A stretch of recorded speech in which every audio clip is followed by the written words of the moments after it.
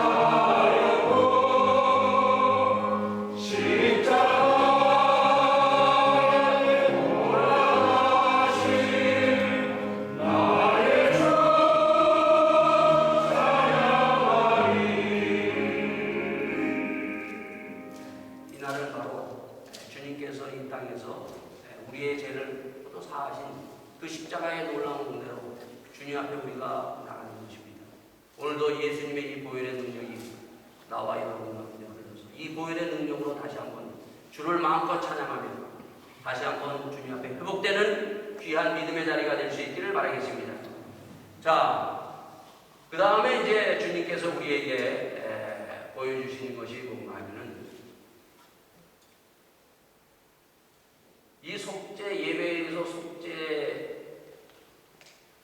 속죄 제사 다음에 하나님께서는 또 민수기에서 보면은 아주 놀라운 모습 우리에게 말씀해 주고 있습니다. 또 예배에 대해서 얘기를 합니다. 지난 이번 우리 금요일 날 예배를 어디서 드리는가 하면 공교롭게도 어떻게 다들 하다 보니까 예배를 저 바깥에서 드렸어요.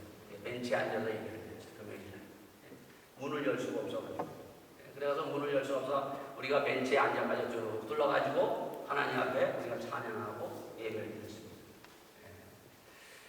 예배, 주님께서 이 땅에 오셔서 하나님께서 하신 그 말씀대로 주님도 보면은 장터에서 아니면 시장 바닥에서, 들에서, 산에서, 배 위에서 어디든지 주님은 단을 쌓고 하나님 앞에 예배를 드립니다.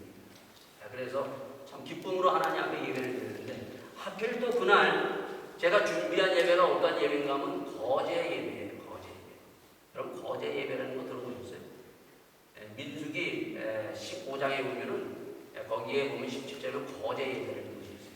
그 거제 예배는 어떠한 예배인가 하면은 이제 너희들이 39년 후에 그 가나안 땅, 젖과 꿀이 흐르는 땅에 아직 들어가지 않았습니다. 광야에 사는 것입니다. 광야에서 하나님의 주신 은혜로 말미암아 그들이 하늘에서 메추라기를 먹고 반석에서 물을 마시고 하나님의 인도하심을 따라 39년 동안 그들이 살다가 이제 39년 후에 이제 너희들이 내가 약속한 가나안 땅, 젖과 꿀이 흐르는 땅에 들어가거든 거제 예배를 드려라 얘기합니다.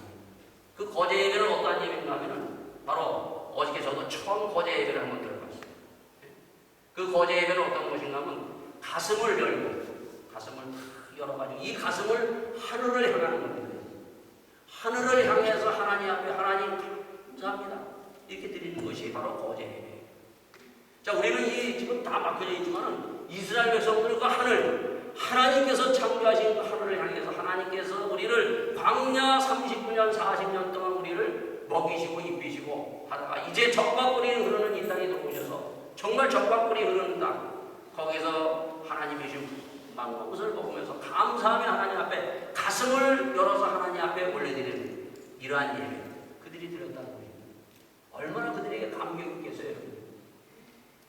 그들이 광야 40년 동안 때로는 물도 없었고 때로는 참으로 바람이 불고 힘들었던 그런 광야 40년, 그러나 하나님의 인도 속에서 이제 가나안 땅에 들어와서 마음껏 먹을 수 있고 마음껏 즐길 수 있는 그러한 것에 들어와서 드리니 그들이 감격은 말할 수가 없는 것입니다. 그들은 그것을 40년 전에 들었어요, 여러분. 정말.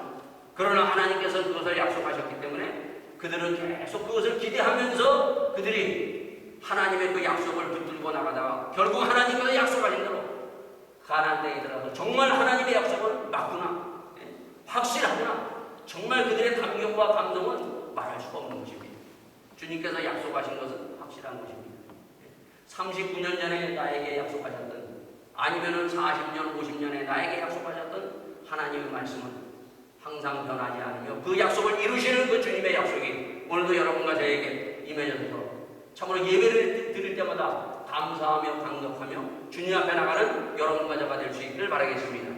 자, 그러고 난 다음에 마지막으로 다섯 번째는 거룩한 나만의 삶입니다. 우리는 언젠가는 우리가 주님이 부르고 떠나야 돼요. 우리 김양선 집사님 남편도 지난주 화요일날 하나님이 부르셔서 이 땅에서 모든 삶을 마무리했습니다.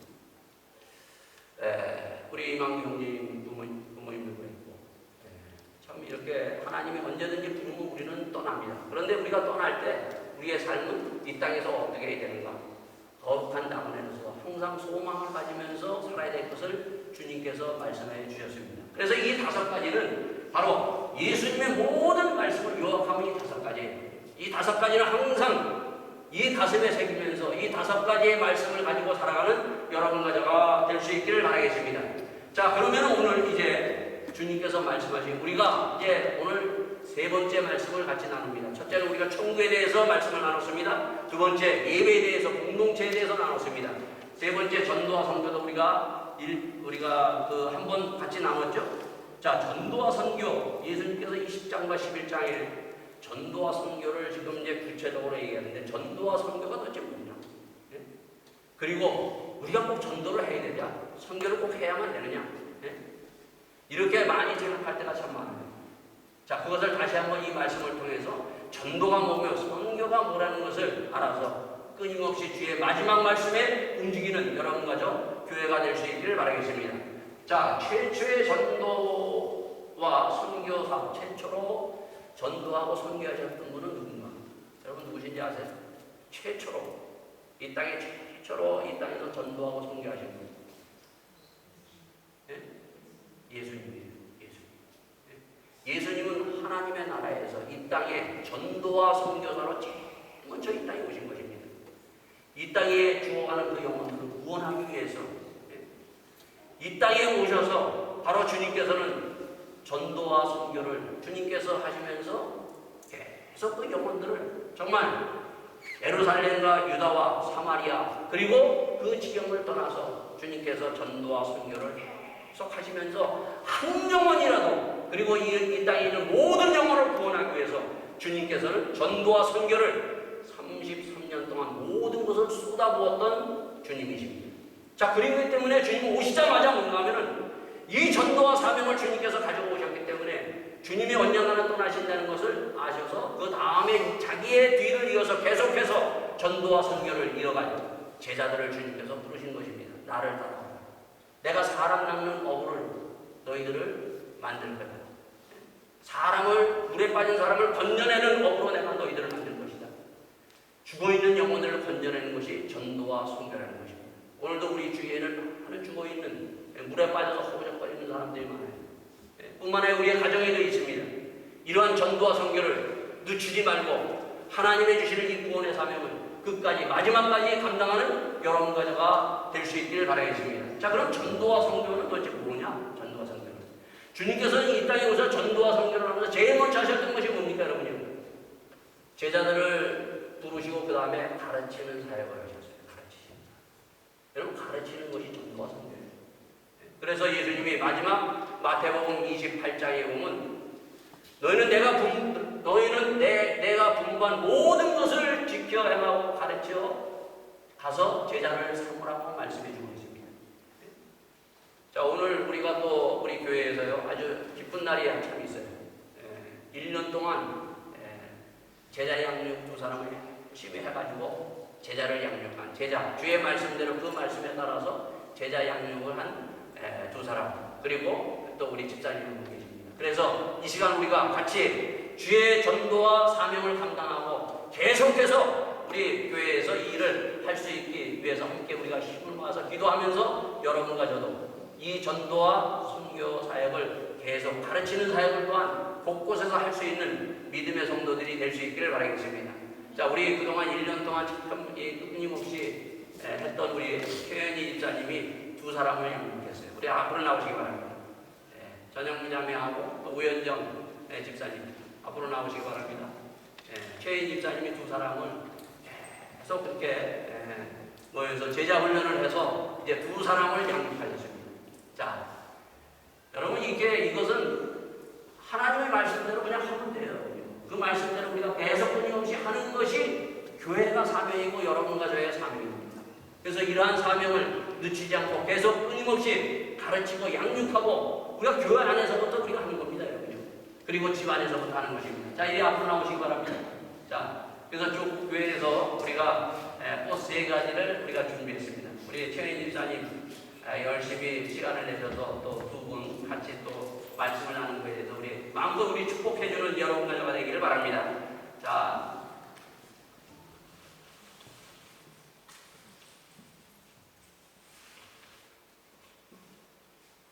우리 최인 집사님 너무 수고 많으셨어요. 하나님의 사명을 잘 감당하는 우리 집사님.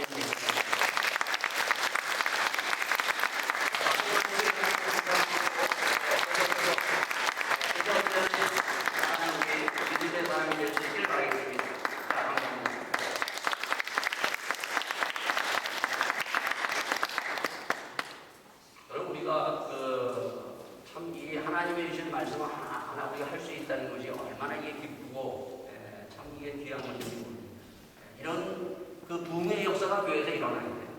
이런 것들이 우리의 가정에서 일어나야 됩니다. 그래서 주의 주시는 이 아름다운 가르침의 놀라운 은혜를 함께 나눌 수 있는 복된 가정과 교회가 되기를 같이 함께 힘쓰며 나가는 우리 모두가 될 수 있기를 바라겠습니다. 이것이 곧 전도고 선교예요. 자, 그러면서 주님께서 얘기하는데 오늘 이 마태복음 10장에 보면 우리가 지난번에 한번 이거 말씀을 나눴을 때 주님께서 이들에게 제자들에게 권능을 주시고 그리고 이 제자들에게 보냅니다.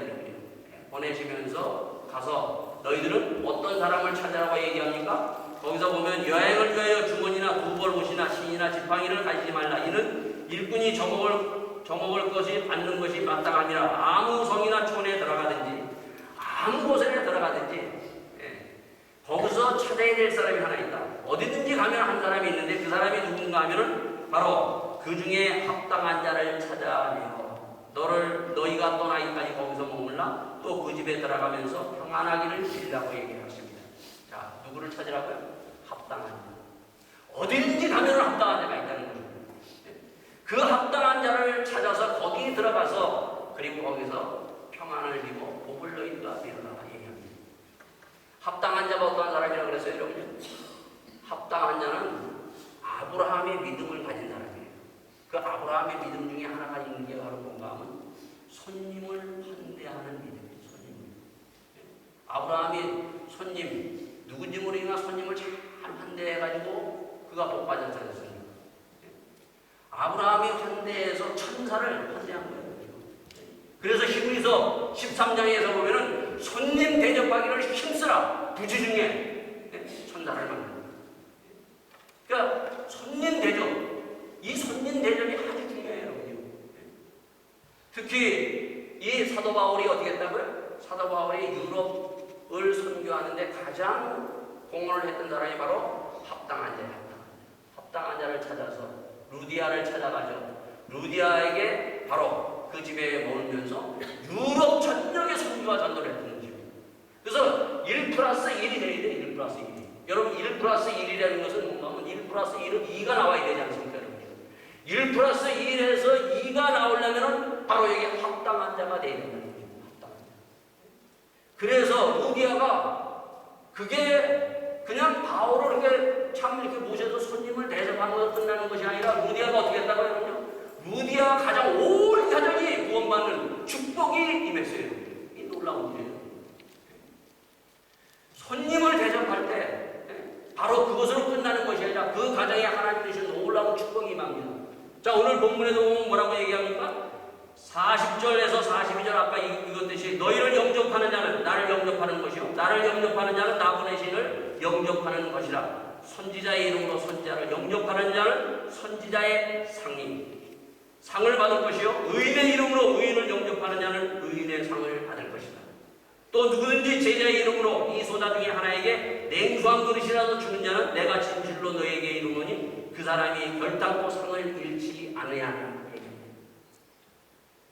이 손님 대접하고 환대하고 특히 이렇게 선교사들을 이렇게 잘 대접하면요 거기에 상이 있어요. 상.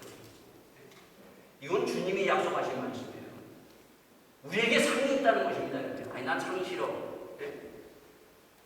나중에 상 받지 않는 그럴 때 보면 야 내가 그때 정말 이러한 상을 내가 받았어. 복과 상을 받는 것입니다. 냉수한 걸 떠줘도 이러한 놀라운 축복을 여러분과 여러분의 가정에 정말 받아서 하나님의 상이 넘칠 수 있기를 바라겠습니다. 이런 축복을 좀 받으려고 좀 애써야 돼요, 여러분요. 세상 거 받으려고 막 애쓰지 말고 하나님의 상을 받으려고 좀 애를 쓰고 이 축복을 받으려고 좀 하나님 앞에 나가야 됩니다. 받아도 좋고 안 받아도 좋고 이런 것이 아니에요. 하나님의 축복은 받아야 돼요, 여러분요. 여러분이 하나님의 축복을 받았을 때 그 축복이 나와 내 가정에 임하는 것입니다. 하나님의 축복을 정말 다시 한번 여러분이 받기에 이제는 여러분들이 방에 집에 문을 활짝 열 수 있기를 바라겠습니다. 제가 우리 교회에서도 보면은 손님 대접 제일 잘하는 것이 박 장로님이 아니에요. 이런 거 누구나 다 알아요. 그래서 내가 박 장로님을 생각하면서 무슨 축복을 받았는가 가만 생각해 보면 그 가정에 뭐예요? 목사가 난 거. 이게 놀라운 축복이에요. 루디아가 정말 손님 대접을 잘 해가지고 그가 온 가정이 구원받고 복음 전도하는 자로 그가 했듯이 정말 하나님의 그 사람들을 잘 정말 사람들을 많이 이렇게 하면 그 가정에 하나님의 놀라운 축복입니다. 누가 알았겠어요, 여러분요? 그 가정에 거기에 목사가 나올지 누가 알았겠어요, 여러분요? 또 우리 교회 또 이 손님 대접 잘하는 그 집안이 누가 있냐면 우리 이지원 집사님. 아마 노아가 아마 목사가 되지 않을까 저는 이렇게 생각을 합니다. 이건 놀라운 축복이에요, 여러분요. 여러분 요즘 보면 목사에 대해서 아주 별로 사람들이 뭐 목사가 돼야 되나. 한국에서는 제일 정말 그 인기 없는 것 중에 하나가 목사라고 그러는데 사실 하나님의 말씀을 전하고 하나님의 말씀을 가지고 예배할 수 있고 인도할 수 있는 그 목사가 된다는 것이 얼마나 큰 축복인지 몰라요. 구약에서는 그 대제사장 아론의 집안을 축복받은 집안이에요, 여러분요.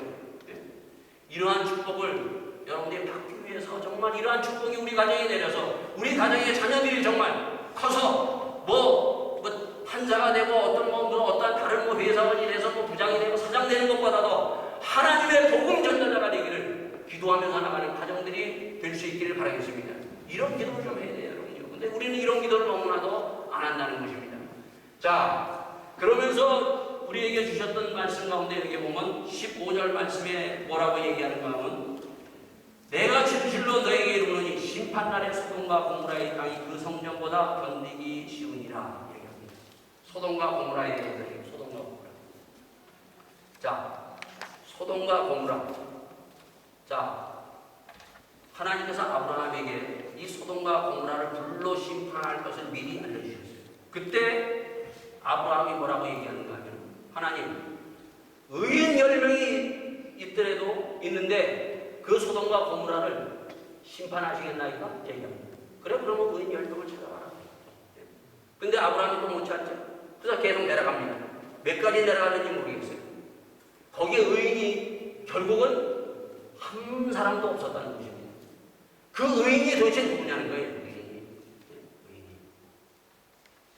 여러분, 우리가 의인을, 우리가 예수 그리스도를 믿음으로 말미암아 우리는 죄인에서 의인 됐습니다. 여러분.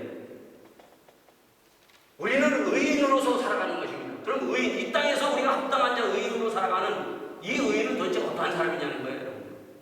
의인의 삶은요, 베푸는 사람이 의인입니다.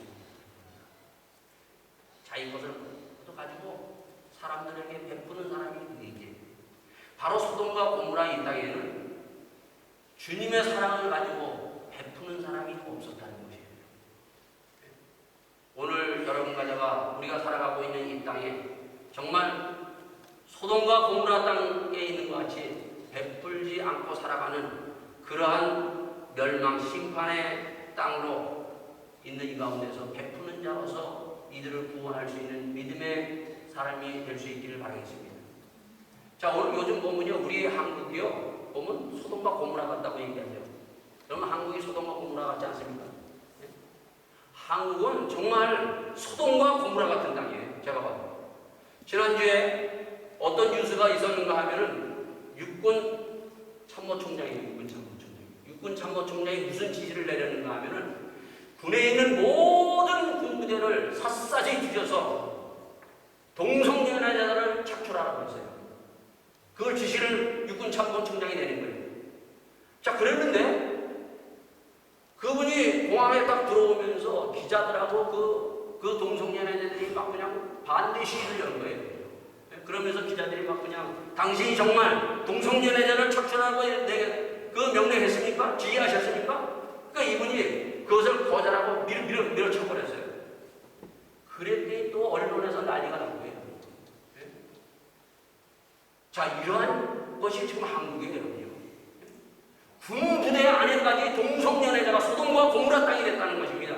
여러분, 소돔과 고모라 같이 지금 군부대에서 지금 이렇게 동성연애자가 얼마나 많으면은 이 참모총장이 그들을 색출하자라고 그랬어요.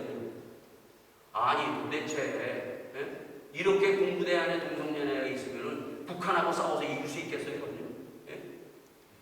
북한하고 싸워서 이거는 100번 싸워야 집니다. 그런데 하물며 언론이나 이런 데서는 뭔가 하면은 그거를 그럴 수 있냐? 사람을 존중해 여겨야 되지. 제가 만약에 대통령이라면요, 그 사람 불러가 육군 참모총장 불러가지고요, 초청하고 정말 잘했다고 칭찬해 거예요. 옷 벗기지 아니하고. 오늘 우리가 지금 이러한 소돔과 고모라 같은 그 땅에서 살고 있는 것입니다. 여러분요. 군부대뿐만 아니에요. 여러분요. 교회 안에도 바로 동성연애자가 들어와 있다는 것입니다. 한 번은 어느 젊은이들이 저한테 얘기해요. 호스타레제 갈 때 어느 교회에 반주자가 동성연애자라는 거예요. 남자인데. 자, 반주자가 동성연애자 반주를 치고 거기서 찬양하고 하나님 앞에 찬양을 한다면은 그 찬양 받으시겠어요, 하나님이요? 그 예배 하나님께서 받으시겠느냐는 거예요.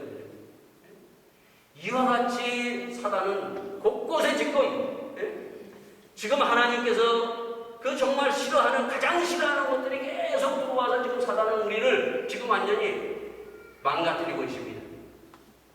주님의 말씀은 뭐라고 얘기합니까? 소돔과 고모라의 땅 같은 것은 하나님이 불로 심판하셨어요. 이 소돔과 고모라 땅에 거기에 천사들이 다 들어갔을 때 어떻게 했어요, 여러분요? 롯의 집에 들어갔을 때 그 소돔과 고모라에 사는 사람들이 막 아우성처럼 막 달려들었어요, 여러분요. 달려들어가지고 그 집에 들어간 그 사람 내두라고 막 그냥 내놔서 우리가 그거 그런 성행위 하겠다고 막 난리를 친 겁니다, 여러분요. 제가 그 뉴스를 가만히 보면서요. 꼭 그런 거 언론들이 꼭 하는 게 그거예요. 육군 장군청장한테 막 대들어가지고 나오라는 거예요, 여러분요. 그 누가 그랬죠? 이게 나라냐? 이게 우리나라예요. 이게 우리나라의 군대입니다, 여러분요. 이게 우리나라의 지금 교회가 이렇게 동성연애자가 곳곳에 들어가서도 아무런 속수무책 없이 당하고 있는 이러한 가운데 있다는 것입니다. 하나님은 구약이 어떻게 되냐면 동성연애자가 발견되면 돌로 쳐 죽이라고 얘기했습니다. 소돔과 고모라 땅을 하나님이 불을 내려서 심판하셨어요, 여러분요. 만약에 이렇게 얘기한다면 아마 동성연애 한국에서도 난리 날 겁니다. 한국에 가면은 사람들이 요새 묻는데요. 이거냐? 이거냐? 이게 뭔지 알아요? 이거냐? 이거냐? 당신은 촛불이냐? 아니면 태극기냐? 우리는 촛불도 아니고 태극기도 아니고 이거예요. 사단과 영적 전쟁을 싸우는 하나님의 군사라는 것입니다, 여러분요. 이것을 우리가 싸워야 돼요. 이러한 곳곳에 이 사단의 영역이 지금 우리 가운데 덮치고 있고 이런 사단의 그 억눌려서 살아가는 이들을 끄집어내고 구출하는 사람이 되어야 돼요. 그래서 오늘 이 본문에 보면은 16절에서부터 어떻게 이 영적 전쟁을 주님께서 해야 될 것인가를 바로 39절 말씀까지 쭉 말씀해 주는 거예요. 영적 전쟁, 우리는 전쟁을 해야 돼요. 그 전쟁은 영적인 전쟁입니다. 영적 전쟁의 가장 첫 번째가 뭔가? 예수님이 뭐라고 얘기하는가 하면은 가장 첫 번째 보면은 주님께서 38절에 또 자기 십자가를 지고 나를 쫓지 않는 자도 내게 합당치 아니하리라. 자기 목숨을 얻는 자는 잃을 것이요 나를 위하여 자기 목숨을 잃은 자는 얻으리라. 영적 전쟁의 첫 번째는 뭔가 하면은 나와의 싸움입니다. 정말 나와의 싸움에서 내가 시간과 물질과 이런 거를 정말 싸워서 이겨서 이 전도와 선교를 위해서 목숨 걸고 주님을 따라서 나가는 겁니다. 주님이 십자가를 지시고 그 길을 가신 것은 그 죽어있는 영혼들을 구출하기 위해서 주님이 그 십자가 지고 십자가를 향해서 올라가서 십자가에 돌아가심으로 말미암아 죄와 사명과 어둠에 죽어가는 사단에 묶여있는 그들에게 자유를 주시고 그들을 구원하신 놀라운 능력을 주님께서 갈보리산에서 이루신 날입니다. 이 십자가의 능력을 우리가 받고 이 영적 싸움에서 이기려면 나와의 싸움에서 승리해야 돼요. 오늘도 우리는 보면은 이 싸움을 우리 하지 못하고 있다. 내가 전도와 선교를 못하는 것은 사실은 나와의 싸움에서 우리는 지고 있기 때문에 전도와 선교를 못하는 거예요. 전도와 선교를 하기 위해서 나와의 싸움에서 승리하는 믿음의 성도들이 될 수 있기를 바라겠습니다. 내가 전도하지 않고 선교하지 않으면 내 옆에 있는 사람은 죽어가고 있습니다. 주님은 나를 구원하시고 나를 통해서 전도와 선교를 주님께서 이루시기 위해서 나를 부르신 것입니다.